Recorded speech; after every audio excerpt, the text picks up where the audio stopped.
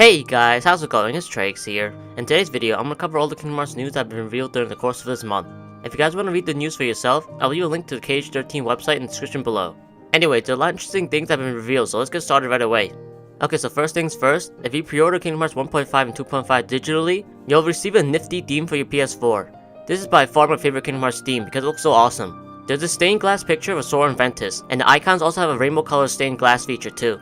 Also, if you navigate through the PS4 menu, they make a sound similar to the sound you make when you navigate through the menu of the Kingdom Hearts games. If you guys want this theme, then be sure to pre-order the game soon, because the game comes out on the 28th of March. Also, make sure to pre-order it digitally, because the physical version does not come with the theme. Next up is an interview with Tetsuya Nomura and Famitsu. In this interview, Tetsuya Nomura talked a little bit about the screenshot of Sora fighting a boss in Olympus Coliseum in Kingdom Hearts 3. He said that the boss that you see in the screenshot is the Rock Troll Heartless, and it is a mid-level boss. What I think Tetsuya Nomura means is that remember how in some worlds in the Kingdom Hearts games, they have two bosses? But what I think he's trying to say is that this might be the first boss in Olympus Coliseum, and that there might be a stronger second boss later on in the story. Another way you can look at it is that maybe this boss is like the Devil's Swarm in Kingdom Hearts 0.2, and that you have to fight a stronger version of it later on in the story. Tetsuya Nomura also talked a little bit about the Keyblade transformations. He said that the Keyblade he's making right now will have two transformations, and I'm assuming he's talking about the new Keyblade that will be in Kingdom Hearts 3. He also confirmed that the Keyblade that Sora is using can transform to a chariot or a shield, and that not all Keyblades will have an attack or guard form.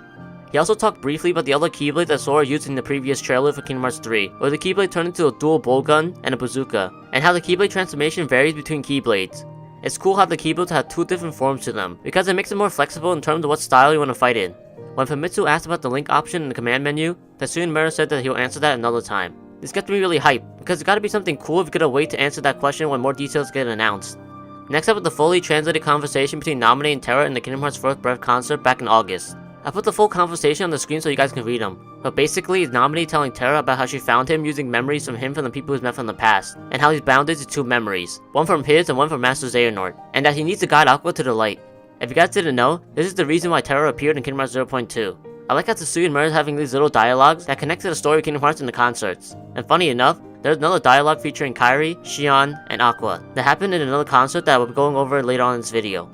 Next up is Season 2 Kingdom Hearts Unchained Key, or should I say Kingdom Hearts Union Cross. Kingdom Hearts Unchained Key will be renamed to Kingdom Hearts Union Cross, and they released a Japanese trailer for it which featured the multiplayer mode as well as Ventus in the story.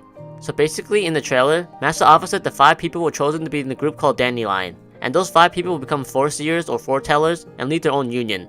Only 3 of the 5 have been revealed, and they are Ephemera, Skuld, and Ventus, and the trailer ends with Ventus and Ephemera shaking hands. Also, if you guys remember, a while back, Tetsuya Nomura released a photo that he drew to celebrate the first anniversary of Kingdom Hearts Unchained Key. In that photo, he showed 5 people, and of those 5 people, 3 of them were Ephemera, Skuld, and Ventus. We all wonder what that picture represented, and now we know. Oh, Tetsuya Nomura. You clever little sneak! This is so cool. I can't wait to find out more about the story of Union Cross. Also, how old is freaking Ventus, man? Damn, dude, if he's here now, he's older than Master Xehanort. What the heck?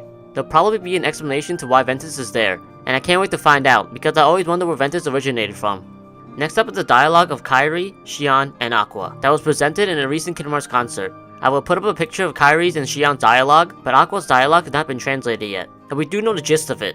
So basically, Kairi's talking about why she wanted to become a Keyblade Master, and about her experience training with Lee. When she was training with Lee, Kairi noticed how he kept apologizing, and she found out that Lee had the best friend he wants to save.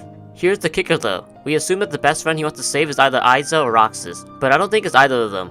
I think that the best friend that Lee wants to save is Xion. The reason I think that is because in the next few lines, when Lee stares at Kairi's face, Kairi asks what's wrong, and he replies, I don't know, but I feel like it's something I must recall. This hints that it might be Xion because everybody forgot about her, and because Xion sort of looks like Kairi in a way. I don't know. Let me know who you guys think Lee's trying to save in the comment section below. And at the end of the dialogue, Kairi talks about Sora. In Xion's dialogue, she just thanks Axel and Roxas for the good time she had, and that's basically it. Maybe Xion having a dialogue could also be hinting about Lee wanting to save Xion. And last but not least is Aqua's dialogue. Like I said before, Aqua's dialogue has not been translated yet, but her dialogue is basically her saying how she wants Ventus and Terra to be the light that will guide her through the darkness. And that's all the dialogue for Kairi, Xion, and Aqua. I can't wait to learn more about the behind the scenes story of Kingdom Hearts through these dialogues during the Kingdom Hearts concerts, because I'm pretty sure this won't be the last time something like this will happen. Next up is the pre-order bonus for Kingdom Hearts 1.5 and 2.5 in Europe. If you pre-order the physical copy for 1.5 and 2.5 in Europe, you will receive a 15th anniversary print instead of a pin like in North America.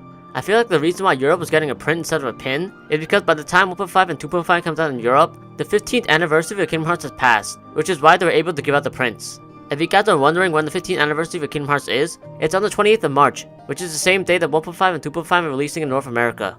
And last but certainly not least is that Square Enix has now fulfilled the promise of announcing Kingdom Hearts 3 news in the winter. And when Square Enix dropped the trailer of Kingdom Hearts 2.8 around the time of E3, at the end of the trailer they stated upcoming announcements this winter for Kingdom Hearts 3.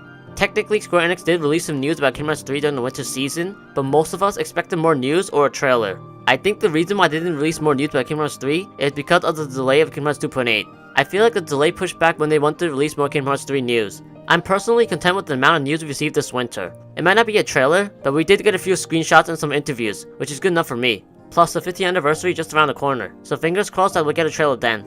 Anyways guys, that's it for this video. There were a lot of exciting news that were announced on 1.5 and 2.5, and the 15th anniversary is only a few days away, so get hyped. Also, if you guys like this video, then be sure to hit the like button. And if you guys want to stay updated on all Kingdom Hearts news, or if you guys like discussion or speculation videos about Kingdom Hearts, then be sure to hit the subscribe button as well. Also leave a comment down below stating what you'll be doing to celebrate the 15th anniversary of Kingdom Hearts. Thank you guys so much for watching, and I'll see you later.